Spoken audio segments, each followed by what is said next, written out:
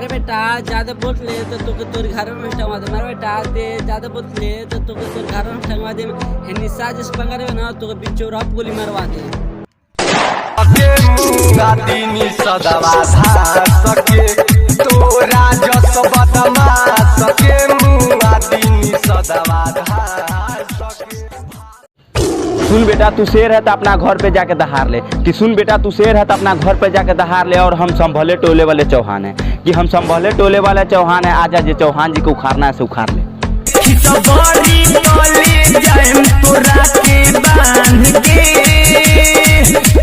रही है बच्चा के बेटा होई चौहान